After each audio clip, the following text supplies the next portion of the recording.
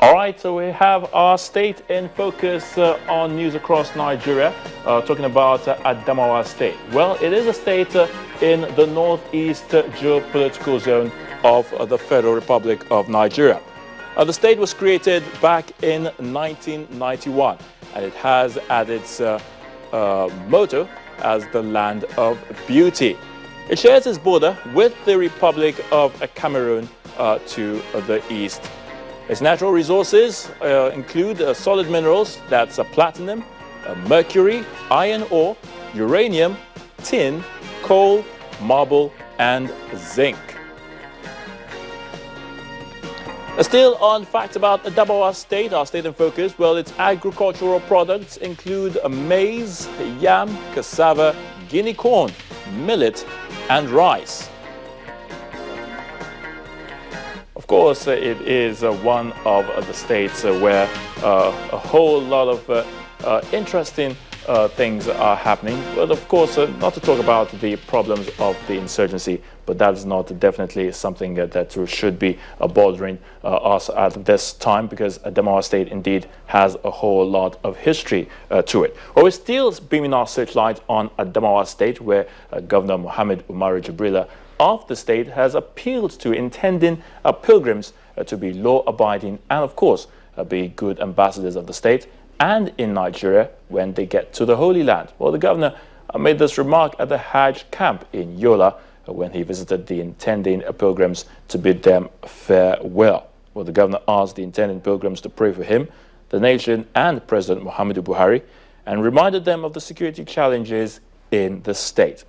Well, the Lamido of Adamawa, His Royal Highness Dr. Muhammadu Barkindo Aliyu Mustafa, who was at the farewell ceremony, urged the pilgrims to be prudent in spending their allowances. With a farewell by Governor Jibrilla of Adamawa State, all is now set for the commencement and airlifting of about 2,000 intending pilgrims from the state. Meanwhile, the Adamawa State Governor has been speaking on his performance in the first 100 days in office.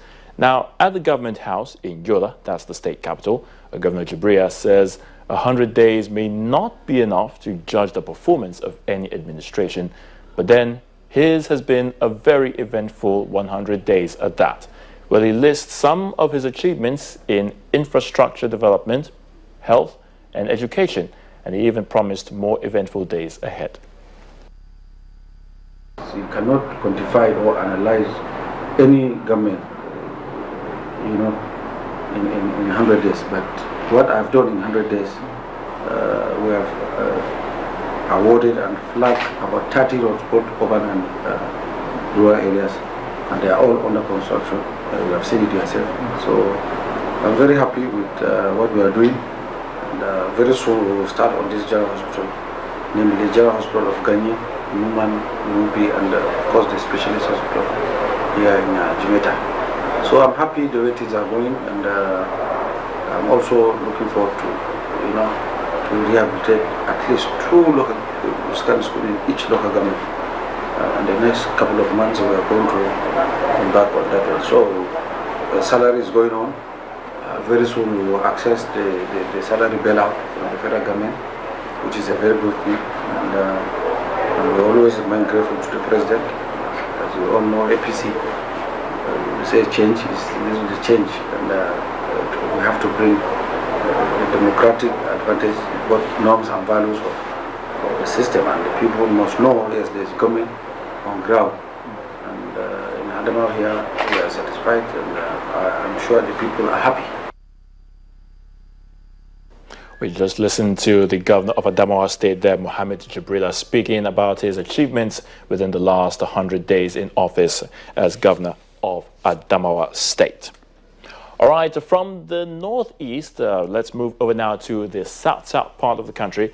And we're now in Cross River State, where Governor Ben Ayade has signed into law a bill that advocates a death penalty for convicted kidnappers in the state and empowers it to seize assets. The bill also provides that the accounts belonging to convicted kidnappers and those who aid and abet kidnapping in the state be seized as well. also signed into law at the chambers, the Executive Committee chambers in Calabar, that's the Cross River State capital, is the social housing law, which makes housing for the vulnerable a right. The governor said his government will no longer condone any criminal act in Cross River State.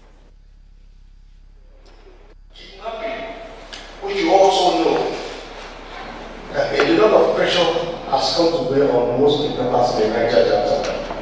And so gradually they touch Cross River State because of our nice attitude and our receptive attitude to strangers and visitors alike. They were gradually creeping in. It is against that background that we try to put the capital punishment and we insist that they will forfeit their assets and they will freeze their account. It is important for us to know also that as we take each of the bills, the most emotional for me is the social housing. The social housing bill, as simple as it looks, was intended to provide for not shelter, housing for the poorest of the poor. If you look at various research works, they have linked crime, corruption in civil service to housing. A lot of researchers have also proven that given the salaries that Nigerians earn in the civil service structure, if they don't do something extra, if they don't originate memos that makes them make money, if they don't make compromises, there is no civil servant in Nigeria from grade level 1 to 16 that can build a house. And so by virtue of our salary structure, we have already created a catalysis for corruption to thrive. Because for a man with a wife, with 4 kids, living in 1 bedroom, you're already creating a social miasma that will deteriorate into a very shameful situation in society. Housing therefore becomes an epicenter if you want to do culture change and attitude orientation.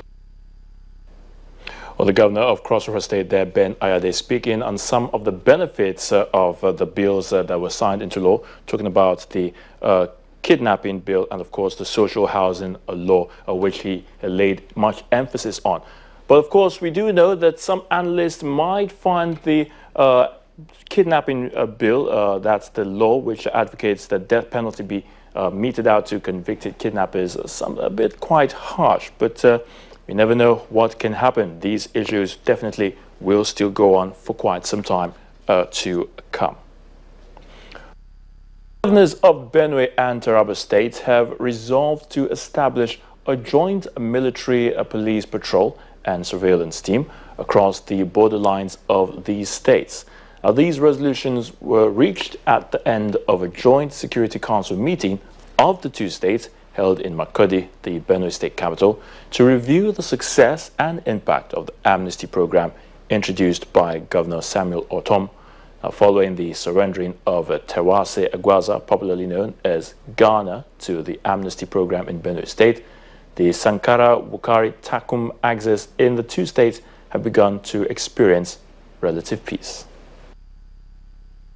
For several years, security has become a major challenge that governments are trying to tackle.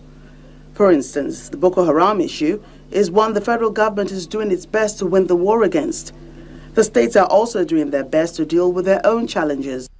Benue and Taraba states have had their own fair share of communal crises arising from land dispute and, most recently, insurgent invasion, paving the way for the likes of Tewase Agwaza, popularly known as Ghana, to perpetrate crime in the area. This is the reason for the security meeting organized by the Benue and Taraba state governors in Makurdi, the Benue state capital, to strengthen the Benue amnesty program. Present at this meeting are security officers, traditional and religious rulers, and repentant militia groups. And top on the agenda is for the militia to surrender their arms. On the end of September, I have spoken to our security men in the states, and the government is ready to give them the required support so that we go against all criminal elements in the state. And I can assure you that we are resident. Even if you hide inside the home, we are going to pull you out and sanction you. The militia groups were also asked to allow peace reign in order to move the states forward. That personnel, communities that have found themselves in either of the states should submit themselves to the authorities in the state and respect the rules and tenets of such states. Both Benue and Taraba, you can't have a more fortunate time than now. Give us peace, and I know my friend of Tom and myself, we will give you the vote. At the end of the meeting, the former crime lord said his gang has renounced crime and violence. We thank Governor Autumn for the amnesty program, which has offered us the chance to lay down our arms and embrace peace. We got into this conflict and crime as a result of the many years of communal crisis between us and the people of Taraba State. Now that peace has returned, we will cooperate with the government and ensure peace reign. The meeting ends with a signed communique, and going by the warmth seen in this room, one expects that the issue of communal clash and constant killing in the two states will be a thing of the past. I mean what I said.